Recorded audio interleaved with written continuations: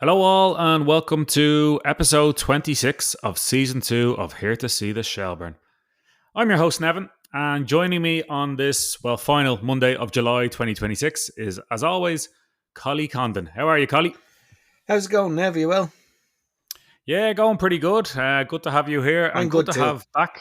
Yeah, good to. Oh, sorry, apologies. No, I no, hope you're you well as asked me. well. I didn't answer the question. I'm good too. I am. I just, yeah, After that week, you would be good, wouldn't you?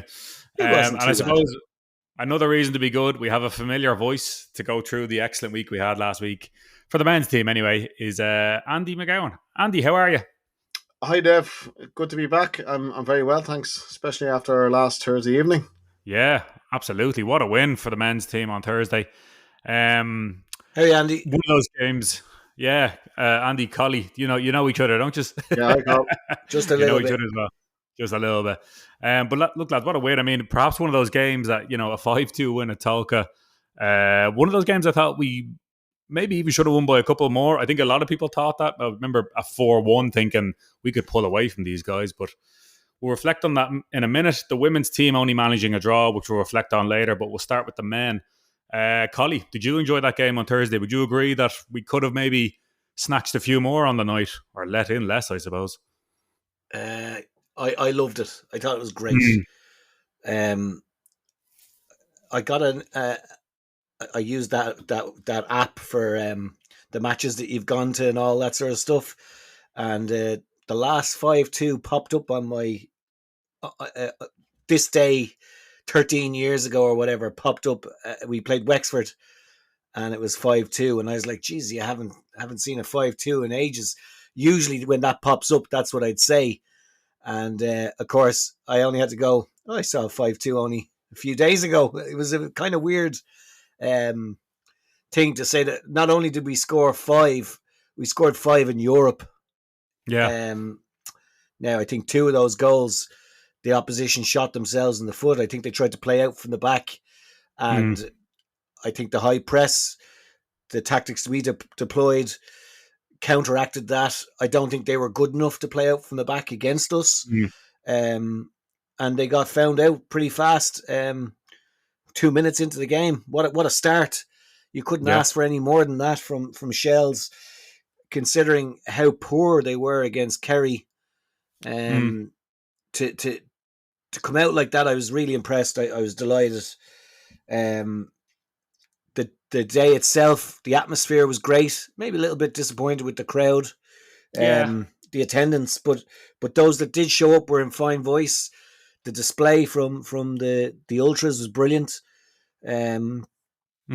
Everything about it was brilliant. And then there was the 2 goals conceded, which maybe they were soft, but I will probably get into it a little bit more in a little while. I think that fella is quite a good goal scorer, the guy they had. He gave Linfield problems too.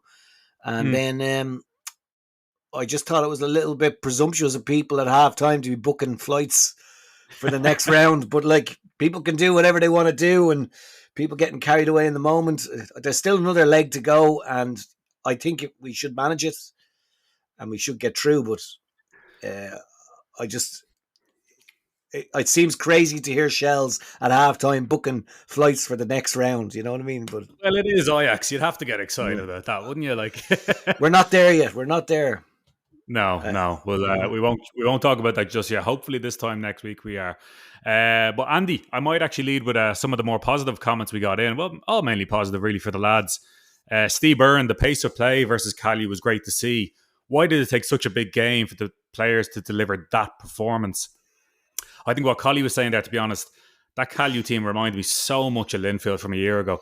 Trying to play football they couldn't play. And Sean Moore was kind of all over them in terms of capitalising, and Caffrey and a lot of the lads and Freitas as well. Do you think we can play that type of football all the time, or was it just one of those nights it just sort of all clicked? There was a lot going on there, Nev.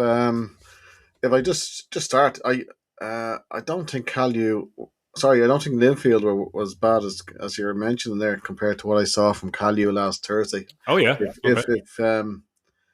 If you allow me to come back to it in just a moment, because I thought Kalju were possibly one of the worst teams I've ever seen at this level of football. But let's come back in a moment.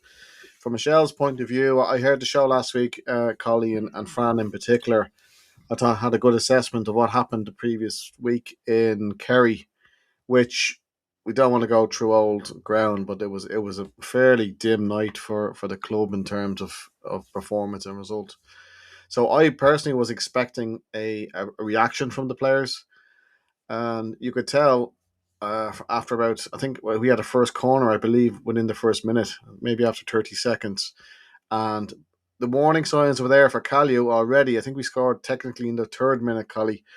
We had two or three chances before that, before the third minute. But I've never seen a team shoot themselves in the foot again and again the way Kalju did, particularly in the first 20 minutes. Yeah.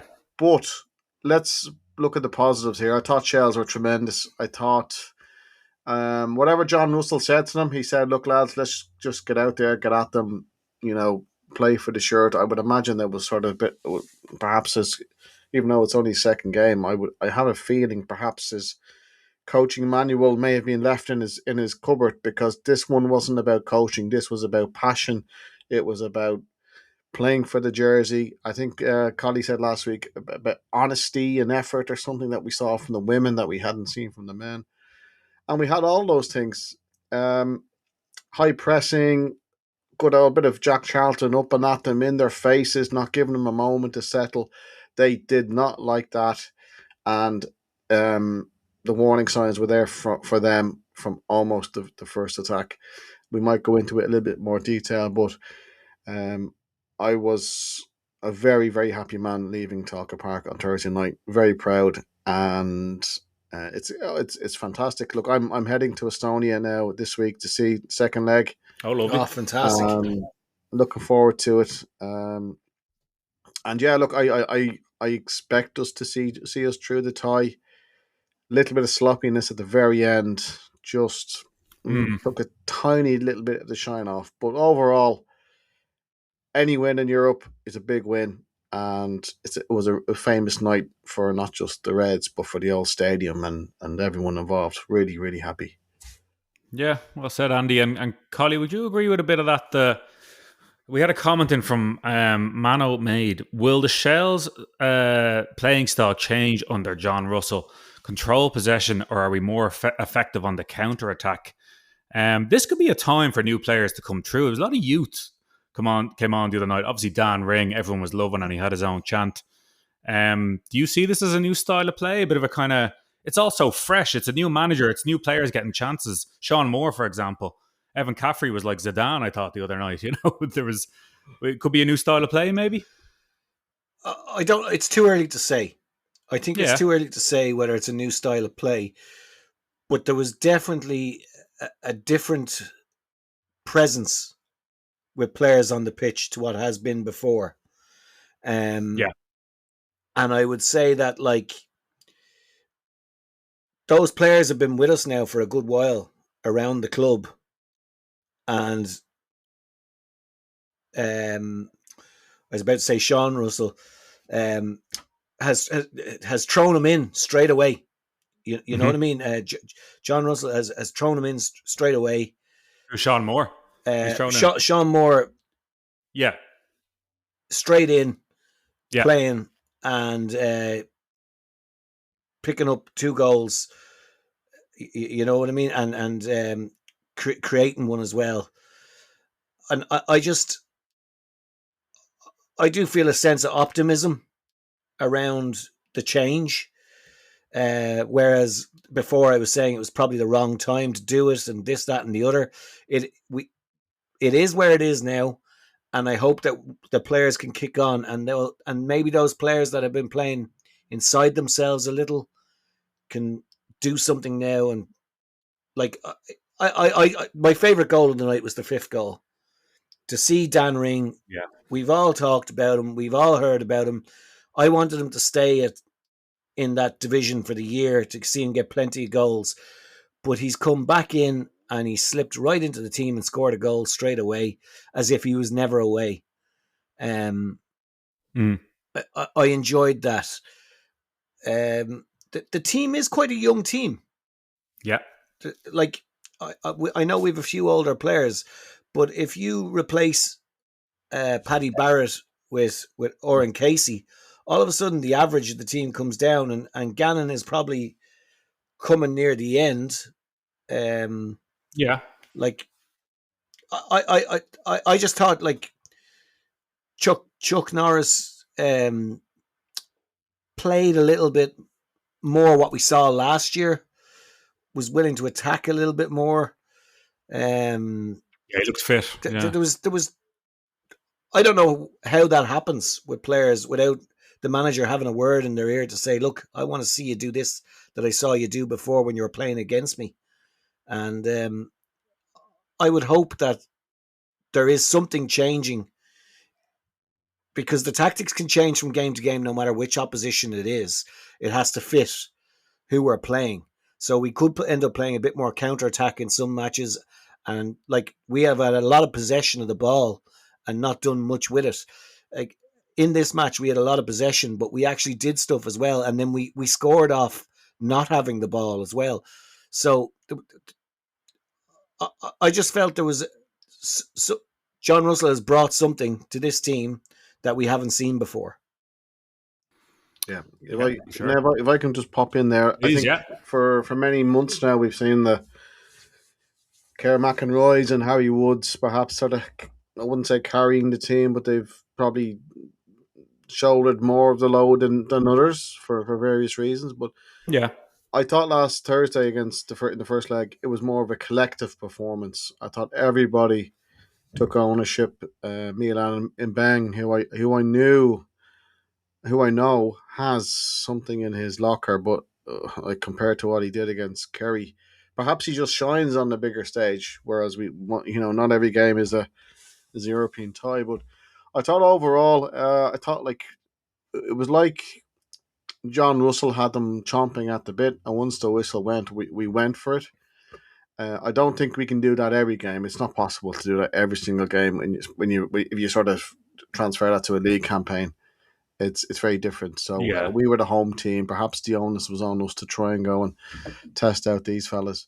But Sean Moore, as you said there, Collie, I thought he was tremendous. Evan Caffrey, again, really good. Jack Henry Francis just got about his job, put in a lot of tackles, particularly in the first half, which, we haven't seen that from him before, really. No, not for a while. And Kalju started, if you recall, I think it was 3-0 at this stage, but they started to put in a little bit of pressure in our half.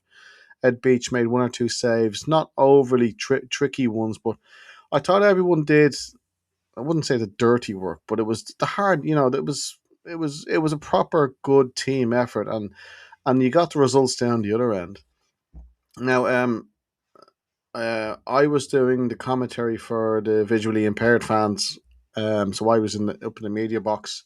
All right. I had done all my notes for Kalju, who, if you believe the internet, I think they're a top 3 team in Estonia, behind sort of established teams like Levadia Tallinn, who has a certain kudos to those names. But I have to say, as I said earlier, they were so poor.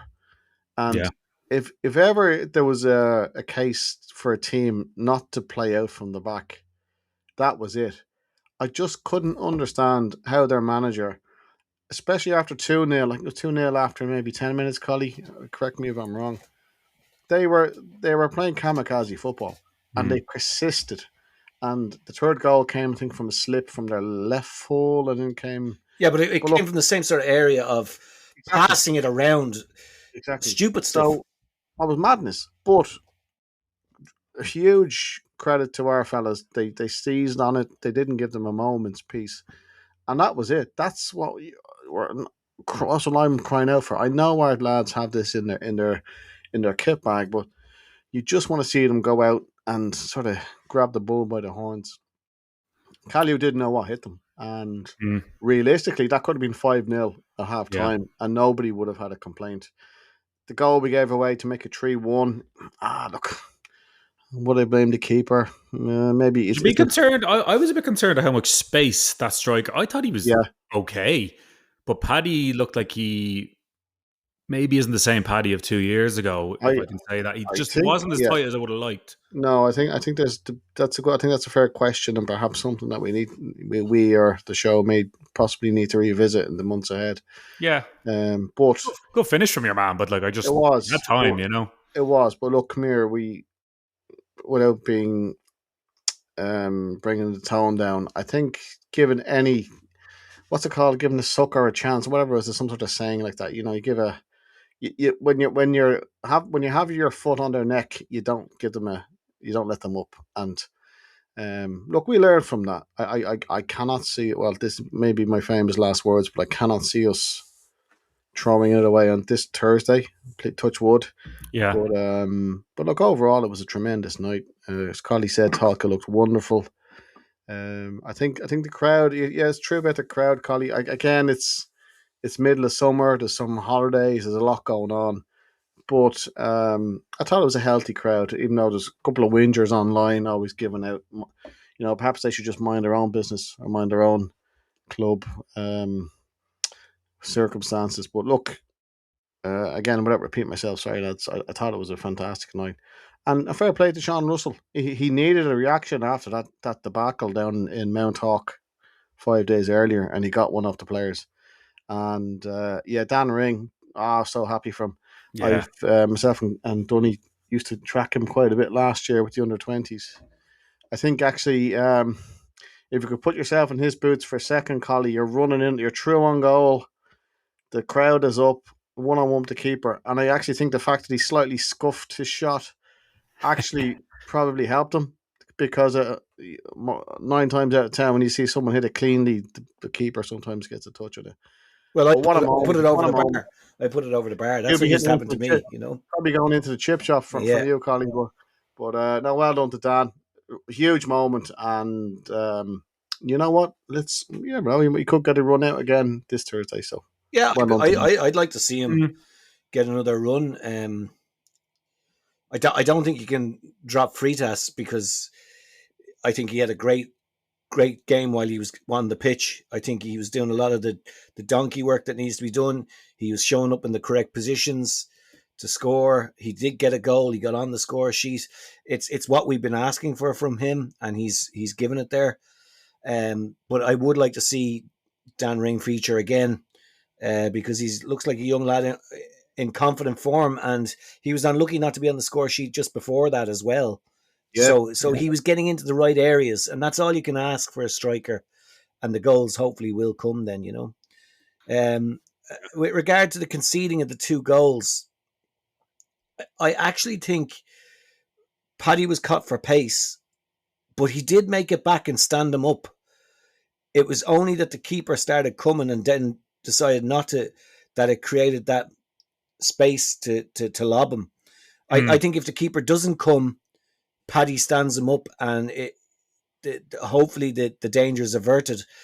But even if Paddy doesn't get there and that shot is taken, if the keeper had just kept coming, I'd love to have had Fran here tonight. I think Fran would have given us a great insight into what goes through a keeper's mind there, as to keep coming out or to stop, and what do you do? But whatever you do, I think you make a decisive decision, and he sort of stopped halfway between both. Very unfortunate. And then the second goal they got, I think that was actually probably one of the better goals of the night. It was a good team goal, a lot of passing by them, and a fantastic finish by what I think is a talented striker. Well, it was a good finish. I would say, Collie, though, if you look back at that the very last goal, the second one for Kalju, I think you could have driven a double-decker bus through the gap between our 2 centre backs. Now, credit to the guy, he finished it well. Ed Beach got a big chunk on it, but it went in. But perhaps we were all sort of still, the lads perhaps were still dreaming after Dan Ring's thing. But again, just little things like that. We just need to be a bit cuter, a bit smarter, a bit. It doesn't matter how poor the opposition is at this level. I think if you give any bit of life to a team like that, you're gonna get punished, even if they are not great. And it's interesting that, Andy, you said they're like probably one of the poorest teams you've seen us play in Europe. But I do remember during the 90s, we'd have Rosenberg come to us and hammer us in Tulky, you know what I mean? Leave, and we'd be just delighted to get in the score sheet that way. So it's great that we have come that far, that we're now disappointed to see us conceding 2 goals, having scored 5 ourselves, and saying, why wasn't there more? I think that's a great place to be for a team. It is. I agree. And I just hope that I don't think I have to hope, but I'm just stating it because I don't think our game management as players has been great this season.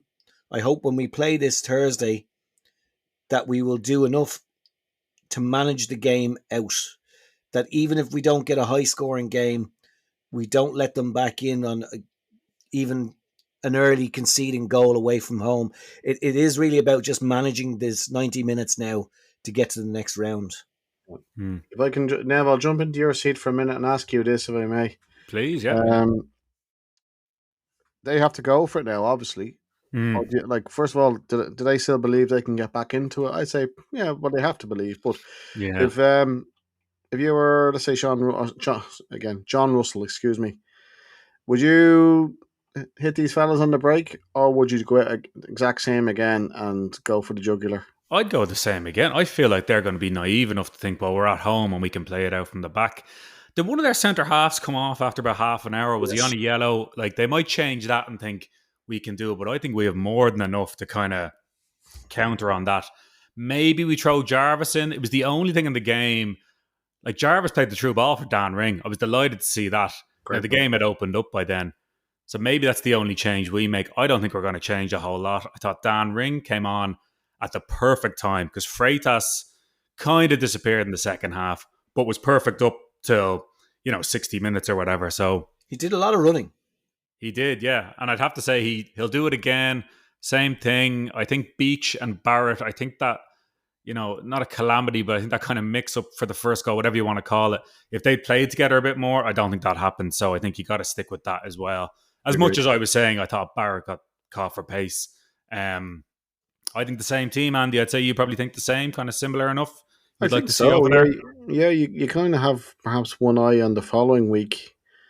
But then on again, Sunday, apparently. But then again, yeah, there's a game on Sunday, which just happens to be a fairly like all games now. Where I think we've got 13 maybe league games left, lads, ish around that. Like about that, yeah. Every single game now is crucial when you consider the two teams right above us dropped points last Friday, Pat and Dundalk. I imagine everyone in that squad now all of a sudden is not literally banging down John Russell's door, but they know they want to be in that team next week, all going well in the Ajax arena. But look, we got 2 big games before then, all going well, as I said. But we have to look. You can only worry about your next game. I'm fairly old school in that sense. You worry about your next game. You come home on Friday, whatever it is, have a day's rest Saturday, and then you go with it again on Sunday. It's a heavy sort of load, but that's the load you must, and that's the price you pay for European football. Yeah. But sorry, I'm sort of going on a meandering session here, Nev. I would go almost the same on Thursday. Give the lads, just let them off the leash. You don't really need to give them too much instructions. Just, I do think Ed Beach in nets. I can understand that sort of I was going to say head loss, not quite head loss, but the rushing out, the rush of blood. Rushing out. Not something you probably would have seen Vessel Spiel doing. No. but again, he's played 30, 40 games with Paddy Barrett and his who else was beside him. So these are all learning curves, fairly sharp learning curves, and yeah, look, it's great. It's very exciting. Looking forward to what lies ahead over a busy weekend. Yeah, Thursday at 5:00. Hope I can finish work to watch that. That's the thing about this European football sometimes. Collie, we'll see it out, won't we? And then we'll have a game Sunday and maybe get the other keeper in or make a few changes for Sunday. I'm giving you both here, but it's hard to even think about Sunday with Thursday coming up, isn't it? It is. It's very hard to think about it, but I do think we'll see it through. I was far more worried going into this before after the Kerry match and before last week, having seen them now in the flesh and having watched them against Linfield, I would be happy that we will see it through. And then it is about the RSC and how we continuously make it difficult for ourselves before we start to play down there, and then have to grab an equaliser late on in games, or we draw. It's just it's a tricky out place for us to go. It's tricky for most teams, and then I think Waterford are on a bit of run now themselves at the moment, where they seem to have got their act together. I would say that Sligo still not, like, Sligo are not firing at all, and that can only give Waterford a lot of heart. And I would say Drogheda not doing too great either, and they play Shamrock Rovers on Friday. So Waterford are going to be big up for this game and hope that we have a European hangover, So yeah, no, absolutely. I think Waterford is the tougher task of the two this week. That's the way I'd look at it. Yeah, I think they have 2 wins and 2 draws, if I'm reading this correctly, from their last 5. So, and with Lonergan obviously banging in a few for them, they're doing all right. We never seem to play well there. It's never a great game to watch. It's probably the distance from the pitch doesn't help when you're there. I love it down there. I do enjoy. It's a good crack going down. I enjoy the ground. I enjoy the view because you are kind of high up. But yeah, you are. It has that European feel or something. I don't know. I just like it. Yeah. But look, that's Sunday at, I think it's 3 p.m. So if anyone's making the trip on the bank holiday weekend, please enjoy it. If you're back from Estonia, if you're doing the double, good luck to you. But lads, we might just move on to the women who were also away at the weekend, if you don't mind, because it was kind of a funny one after a great cup win the week before, as we all know. I just thought it was a bit strange, the team selection. It just screamed a lack of depth in the squad. Maggie Pearce in midfield had a great game. I just thought it was weird after you win a cup, kind of stick with the same team if you can. Severance and Harcourt start, but Harcourt was kind of pushed out wide. Can I just say personally, I always hate when you see that, like a striker pushed out wide just to be fit in. But I think Watkins was injured because we only seem to have 5 players on the bench. So I don't know. It just seems like is the lack of squad depth. Maybe that's for you, Andy. Do you think? Are we feeling it a bit now? The pinch. Well, Watkins was on the bench. Just out of it. Was she? Sorry, I must have been misinformed. Yeah. Apologies. Did she come on? I don't think so. No, but that's why I was maybe concerned. I heard the show last week, Nev, and I was at the All Ireland final, which I thought Shell's played it. Probably to me was their best performance of the season against a very tricky and tough Galway team. Treaty United for me are a bit of a banana skin. They've had a few decent results this season, particularly at home.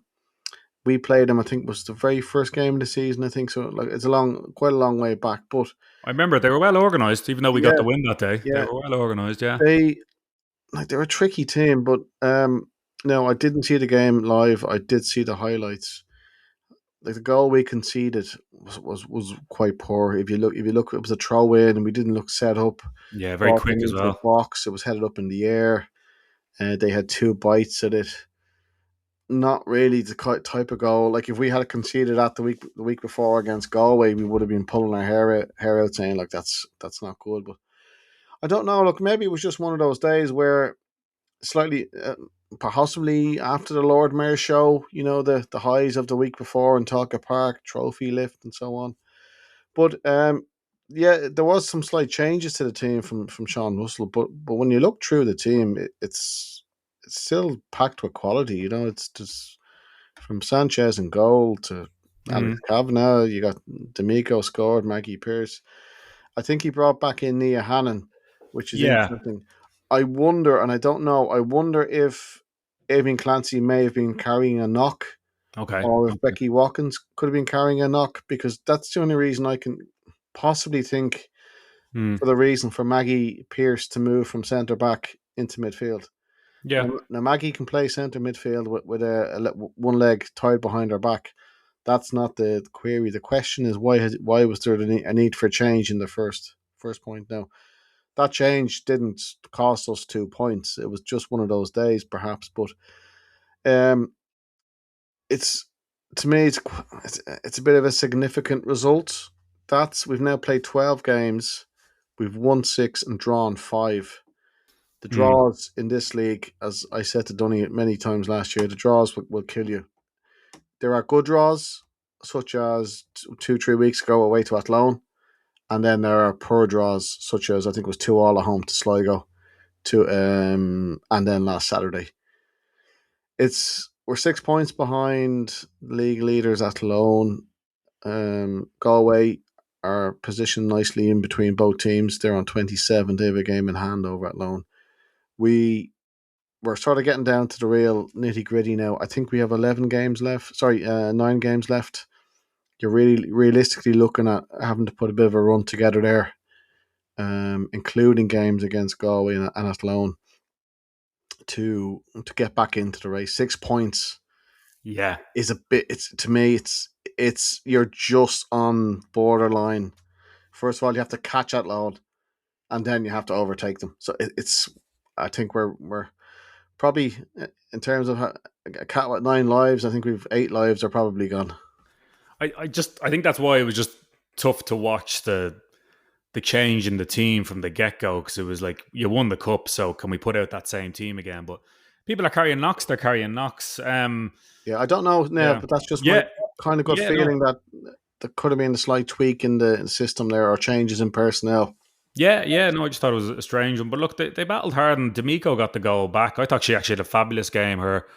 She's one of those ones when she first came along, I don't know if she was physical enough, but now she's really like up to the challenge of kind of... She's super athletic. Super athletic. Yeah, super athletic. I just thought she's really stepped it on and probably stayed injury-free and played a lot of games. But Collie, the Sligos and the Treaties are kind of actually not bad teams. Sligo, I think we were saying offline before, beat Bows at the weekend. I know Bows aren't great this season, but Sligo, do you think this... Sligo are 1 point behind us. Yeah, and Treaty are actually only 4, I think, as well. So it's kind of... We're sort of looking behind us all of a sudden. But what do you think, Collie? You think we can still catch up at the top, or we just need to kind of start getting these results? We need to start getting the results. That's what has to happen. I would say Andy has surmised the top half of the table quite well there. Galway and Athlone have to play each other as well. That is a part of that whole setup. But it is looking tougher and tougher. I would say that, having watched the game, I thought Treaty were the better team for most of us. Sanchez had to make two, maybe 3 good saves in the first half. She made one in the second half as well. Not for the first time this season now, she has kept us in a game where we could have been more than 2 goals behind. I would question... Now, it's a long way back, but was the ball all the way over the line before the throw-in was taken? I don't actually think the ball went out of play, but the throw was given. Limerick took it, and there was still a lot... Treaty, they were wearing blue, they've changed their colours. It's confusing. But Treaty put a high ball into the box. It caused chaos. We got our head on it and didn't react to our own player, and then it fell to I can't remember her name, but it hit the bar, and then again the second ball off the bar, it was Pinar, I think is her name. She reacted quickest, and I just felt we were slow to react. Now, it was only minutes into the game, but it didn't bode well for the match. I thought Katie Lawless for Treaty was very strong in the midfield. She is a good player. She's only 18. She was dictating a lot of the time against players who I think, playing for Shells, are meant to be of a higher caliber, but she was well able to mix it with them. She got more and more dangerous as the game progressed. And I just felt that Treaty were the better side and were unlucky not to win it. Now, it was not a good match to watch. It was a hard watch. I'm sure anyone that went down to it, fair play to them for enduring that. I did notice in the 70th minute that the ice cream van did a about U-turn and left the ground. So if you notice something like that happening during the match when the ball is in play, it doesn't say much for the game itself. It just, I think what the big problem here is, it's another draw. It was a poor performance where we needed a follow on to the cup win, and it didn't happen. I don't even know if the goal that we scored was meant to be a goal. Like, was it a poor cross that went wrong and it went in, or was it a shot? I don't know. But look, we take it whatever way it goes in, and well done for getting into that position. And it came from a very quick thinking Leah Doyle throw, which was a change of pace in the game, because I felt that we were lethargic. She got the ball real quick, threw it down the line, and it created the chance for us to score. We had one of those in the second half as well, a quick throw in. It created a bit of trouble, but I just don't think we were on our toes all day. And I felt we were chasing the game. Neither side could string together passes beyond 3 or 4. I only counted two times in the game where we went beyond 7 passes, and the same for Treaty.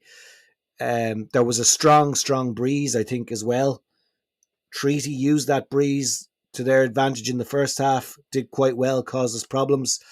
I didn't think we did too badly against the breeze, but we didn't capitalise on having the breeze in the second half ourselves at all. And if anything, Limerick were able to play against the breeze and do it well again in the second half. You know, Polly, can I ask a question? Nev, I don't know if you saw the game yourself live. Yeah, I did. Yeah. Well, I'll jump into your shoes for a moment, Nev, because I, as a bit of a nerd, I didn't see the game live, but I was checking on FAI Connect afterwards. They scored in the 3rd minute, we scored in the 19th minute. So that gives us the guts of, let's say, 70, 75 minutes, including extra time, added time. Mm-hmm. According to the app, we made one substitute in the whole game in the 84th minute.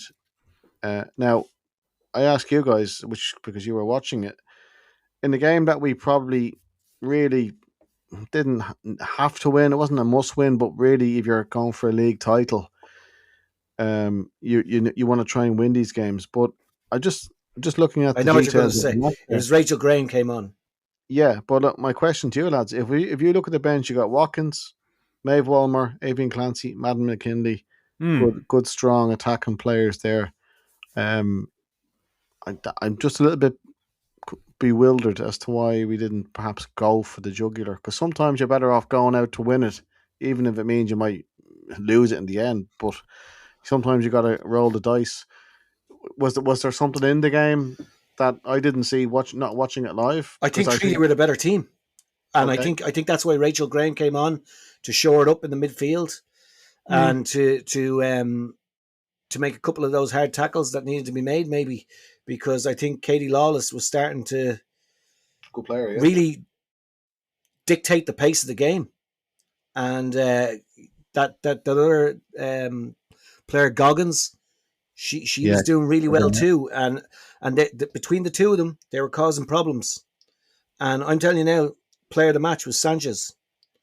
Yeah. So I think Rachel Graham came on, and it was a case of, if we're not going to win this, don't lose it. Okay. And maybe that's a bit harsh, but I was thinking there wasn't many subs. And what minute did you say it was? 81, was it? 84, Cole. Okay, yeah. It did. Maybe there are players carrying knocks we don't know about, because it did reek of, this game was crying out for Walmer or Watkins to do what they do. And considering we did have success with our goal down the sideline, why didn't we do a little bit more of that? Well, that's what I was saying about Harcourt, though. I slightly disagree with you. I thought Harker could have gone more down the middle sooner. Like she chased and hassled and harried and was brilliant on the wing. But maybe I'm repeating a little bit what you said. Like if Treaty win that and we lose, they're a point behind us. Maybe Russell's thinking that way. It's a 4 point gap, I think we said there, Andy. So yes, he probably was panicking a little bit. Maybe there's a little fatigue from winning the cup last week. You know what? I don't know what kind of week they had after winning the bit of silverware. Well, that was a very physical match. Yeah, and it was absolutely. And he probably knew Treaty would be the same, but that's interesting, Andy. Only the one sub, but that kind of just went over my head while watching it. Maybe because, as Collie said, it wasn't a classic, especially the second half. It was, maybe we. It's interesting. Like it's always easy being a hurler on the ditch, as they say now. Yeah, but Sean has his first trophy in his pocket, which is a great achievement. But again, look, I think the standard across the league has gone up. 4 or 5 years ago, there was a lot of 6-0s, even 8-0s, and stuff that didn't do anyone any favors, which included Treaty. They had to learn the hard way. They were on the end of a couple of tough results over the last 3 or 4 years. But I think I heard, particularly in the early part of this season on the show, you mentioned Treaty, and that's a name that I think Dunny and Collie mentioned them. They're a tough team. I think the league form doesn't represent where they actually. I know at the end of the season the league won't lie, but I think right now where their league position is doesn't represent how good they are as a team. Yeah, and when you consider, yeah, no, absolutely, and I noticed that one of the best young players in the country, Maddie McGuan, only came on in the second half. Yes. So again, I don't know whether she's been rested, but that's some amount of luxury to be able to not to start her. But again, Katie Lawley, as you said, smashing player, captain. But look, maybe it's just one of those days. You take the point and you just keep going. There's still 11 or 9 games left to go, but I think it's not. You don't normally win leagues at this level in the women's Premier Division with so many draws, but there's still a lot to play for. Absolutely, and we even have the cup this Saturday. Bows that is in Dalymount, isn't it, lads? I'm assuming. Yeah.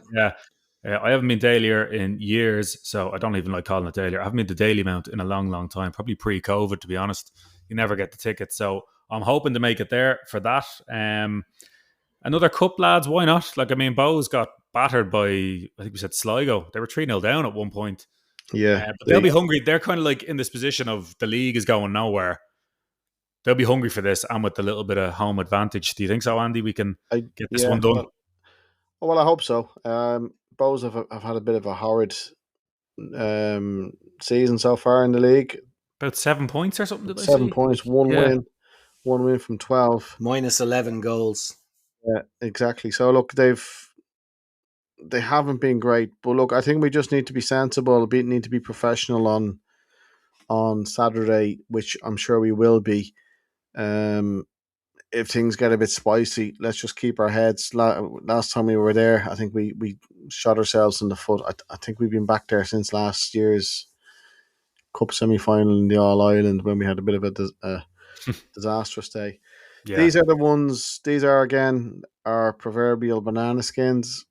But I think we have. Look, maybe this year is just a year for us to be a cup team, and I'm okay with that, But again, Europe is the prize, really, that we want in the top. When you see Athlone in Europe, it's you do look at it, you envy it a bit, don't you? Oh, very much so. And I know that's a lot of these players may or may not have a chance to do it again for various reasons. And they were very impressive at Athlone in Europe this week. Some good goals. Yeah, first game, they were very good. Yeah.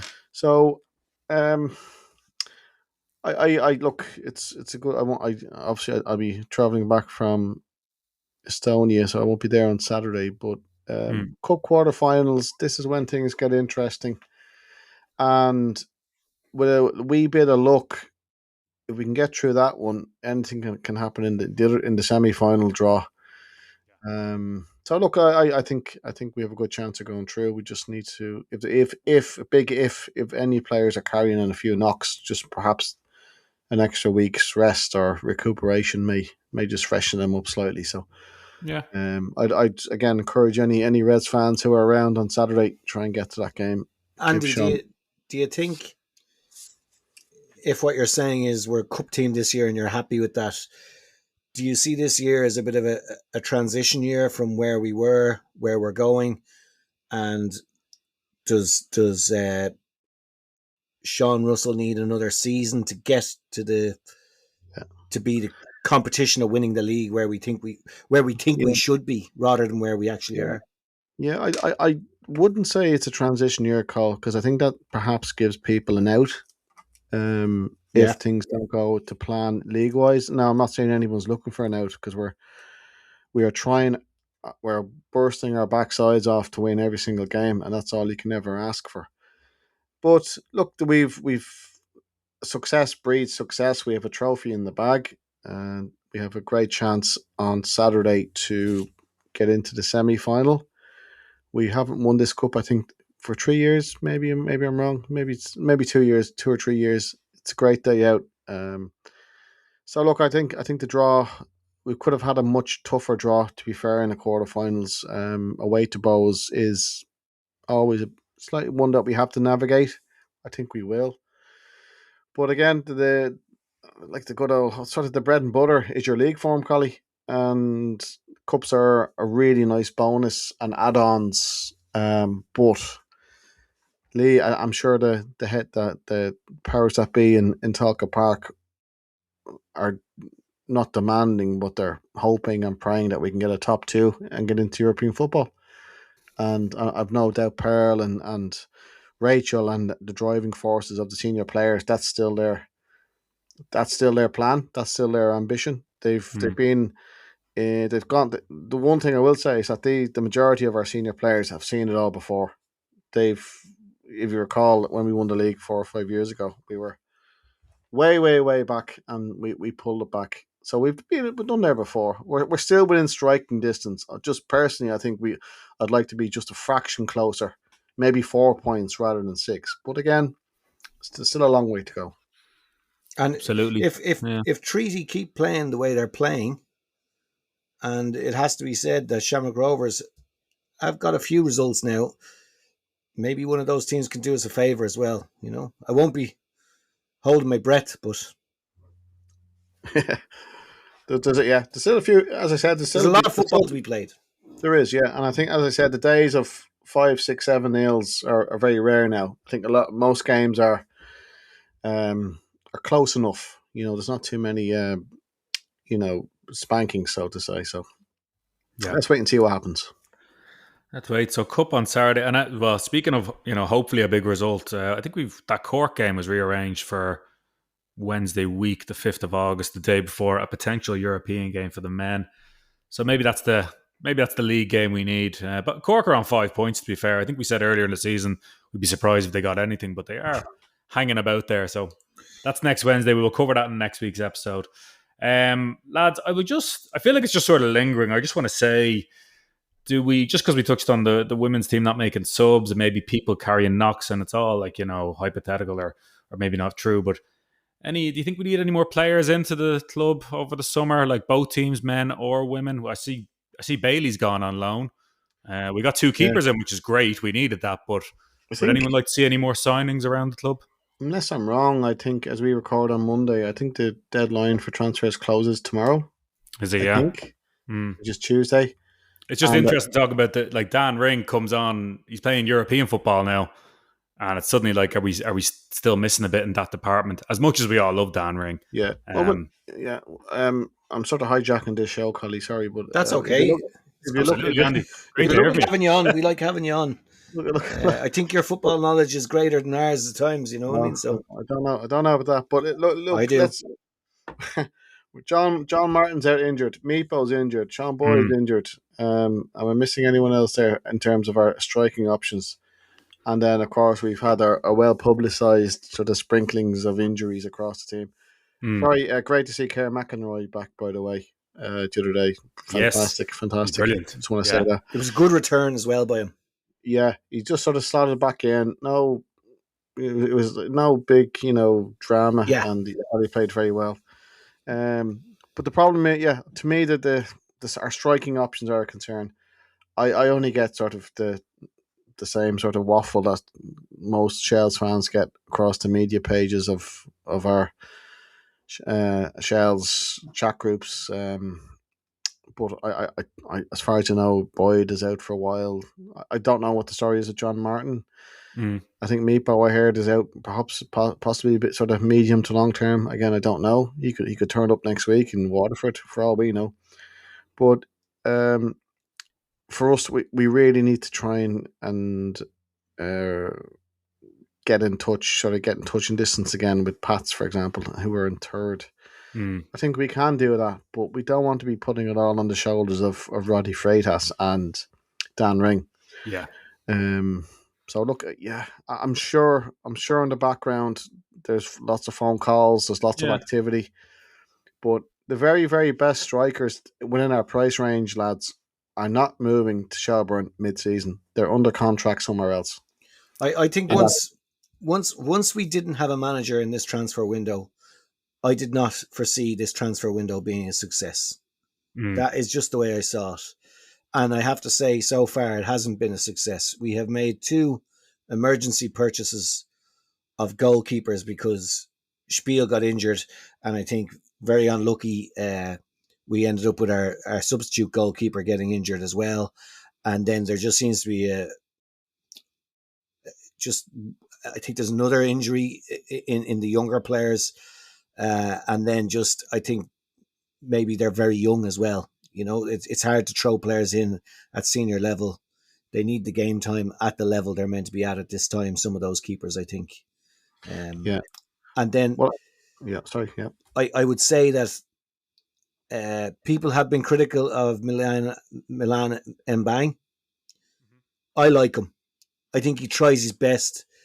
I think there's definitely a player in there, as Andy was saying.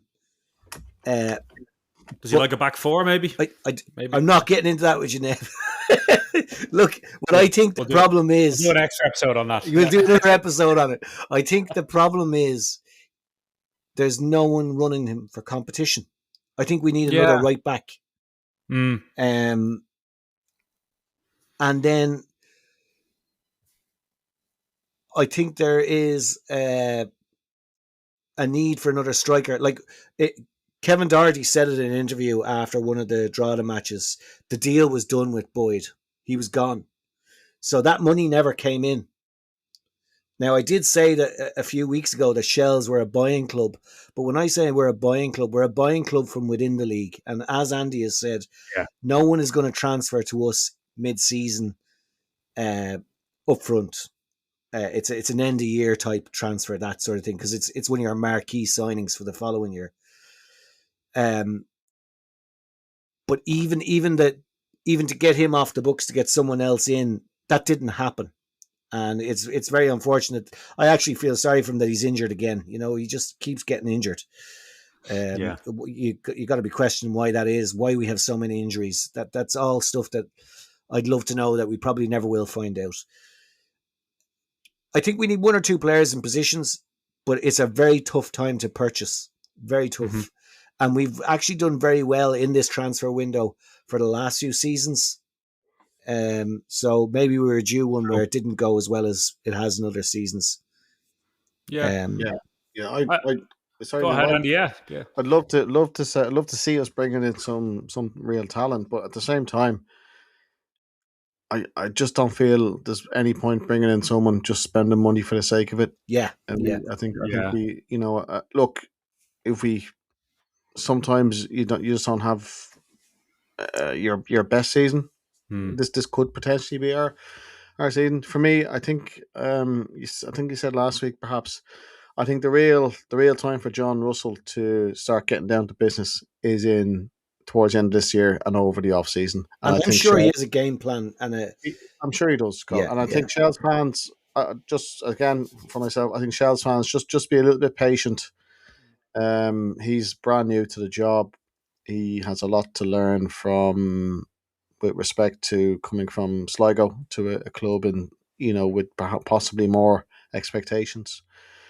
So look, give him a chance. And again, come here. Look, he may be having discussions in the background with players saying, "Look, I'm not moving now, John, but come back to me in 4 months, 5 months, and then I'm out of contract and we'll talk then." So look, in sort of flight terms, Collie, we could be in a slight holding pattern for the moment for this season. I'm one who loves throwing my toys out of the pram, but I'm just trying to be patient. I think You're told. most fans want us to be performing at the top table all the time, and I think in general we have done that. This year has not gone the way we expected, but I think what people are finding exceptionally hard now is the fact that we went, if we're going to struggle in the league, let's make sure we're in the cup, and you can't blame the new manager for that. We spoke about it last week. We don't need to get into it again.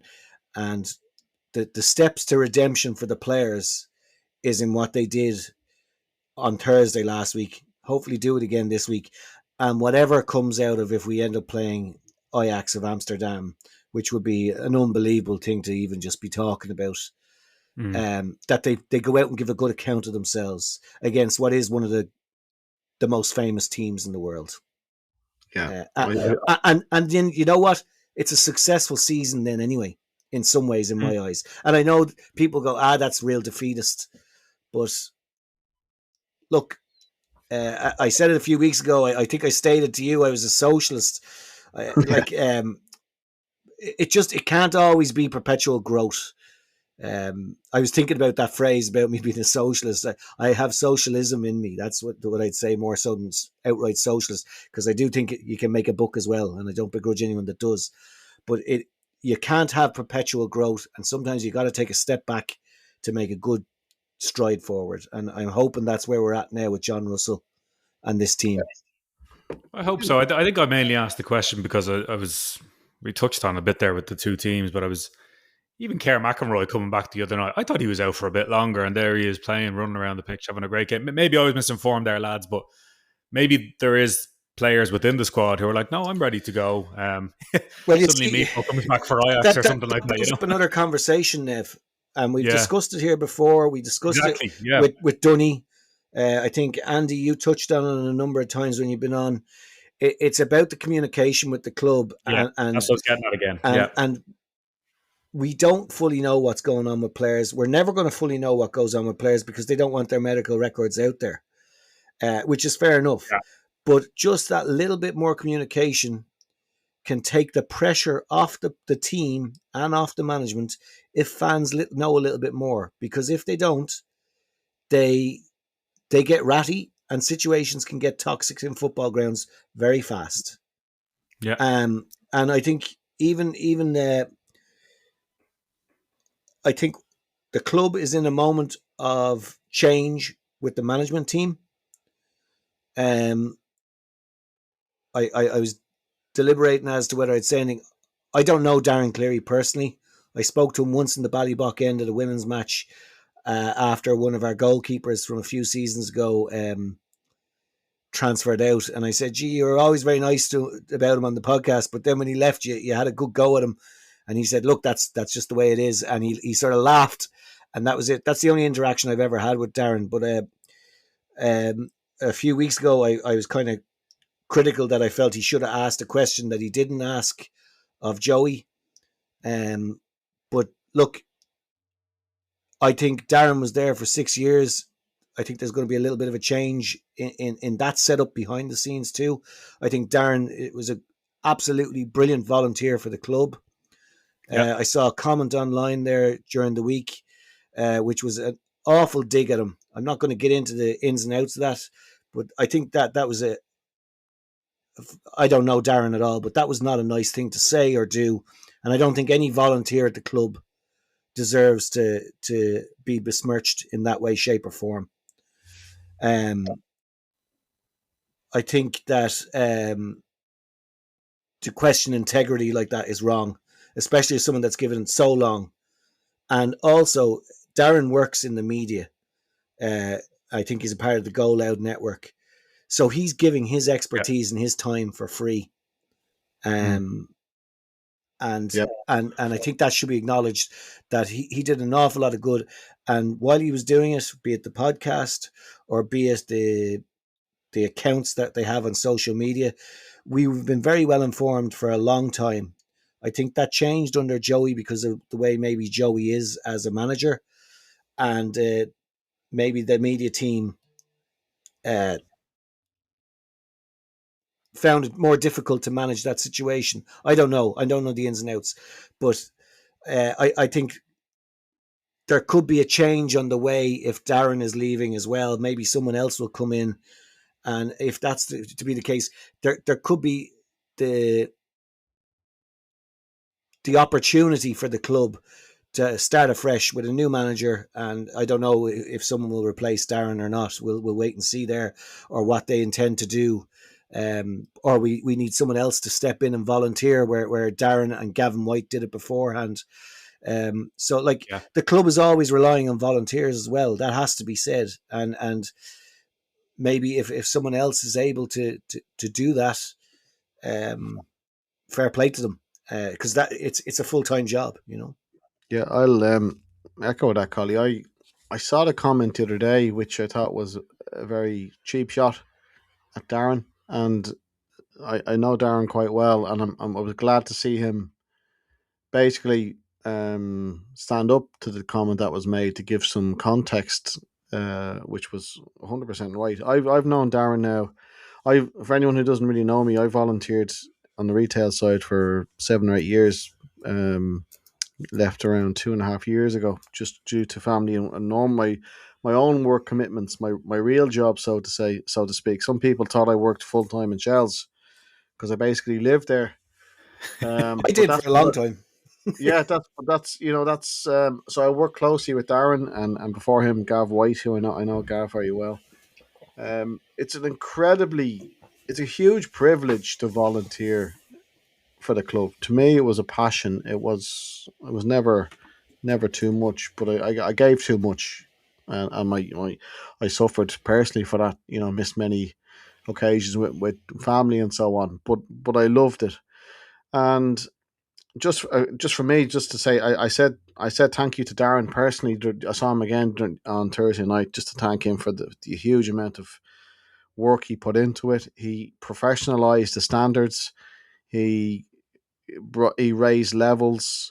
As you said, he's well known in the podcasting world. He's produced many successful podcasts out there, and I think the fact that Steve Doody was there, Steve stepped away, and I don't know if Ben Cleary, Darren's brother, has stepped away.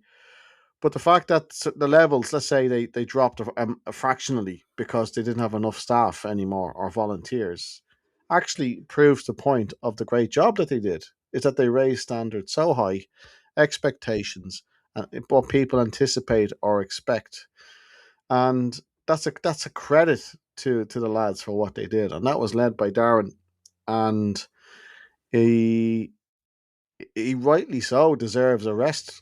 He has his own life. He has his own full time job. He has a wife and he has a kid on the way. So, um, Darren's given many years of service to the club. He was And also again, I spoken about. Sorry, Andy, to cut across you. yes, yes, Sorry, I apologise. He was spoken about on League of Ireland Central as well as being one of the best people for that particular show to have to yeah, approach in all the clubs as well. Like yeah, Dan Yeah. McDonnell and Johnny Ward were speaking about him as well. Like, you know, yeah. Well, there you go. Well, anyway, all I can say is that Darren was a top professional, and the club was lucky to have him. And he's put in a lot of hard yards, and he deserves a break. And now, look, do you know what? Same with me when I left 2 years ago. They brought in full time people to replace me because it had grown so much. And that's not because of me, it's because of the whole environment around the club. Standards have raised. People want more, they want stuff quicker, they want more options. That's fantastic. That's a great headache to have. So now with Darren stepping away into a well deserved semi retirement, so to speak, it's a great opportunity for the next, either to volunteer or full time staff, whoever it may be, to come in, make their mark, and to just to live the Shelburne dream, because that's what it was to me. I loved every moment of it. I got to see things that 99% of fans never see. Great memories. But it's hard work, and I'd say, look, even though the club has fantastic backers at the moment, the club is run essentially heart and soul by volunteers every match night. If you look around Talca Park, every match night, it's volunteers. And if anybody has any complaints about how things are done in Talca Park, put your money where your mouth is, go down and volunteer and give it a go, and then you're entitled to have an opinion. Otherwise, wished and let the volunteers just crack on. So anyway, yeah, Darren, well said. Darren, thank you, and also hopefully the 1895 podcast comes back soon. Darren, Darren, I think I mentioned this before on Dunny's final episode. Darren was a key part of why I and Dunny at the time wanted to launch this podcast. Oh yeah. So a small. I won't give him too much credit, but anyway, his head will get too big. So yeah. No, well said, lads, and thanks to Darren for volunteering. I'm just looking at a collage here on the Shells page. I think he presented with a jersey at halftime the other night on Thursday. So fair play to him, Darren. You'll be missed. And thanks for everything. I still never got my jersey, Nev. Oh, it's in the post there. Yeah, don't worry. Yeah. It's on the way.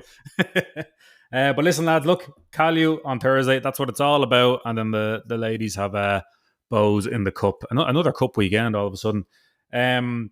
We'll probably wrap it up there, lads. I'll just say to all the listeners, ratings, followings on Instagram, Facebook. Give us a rating on Spotify or Apple as well if you can. Lads, until next week, hopefully we're still in Europe. Touch wood. I'm touching the table here. And it's all about Thursday night, really, to get there. Thanks for coming on, lads. Thanks, Andy. My pleasure. Cheers, Colin. Take it easy, lads.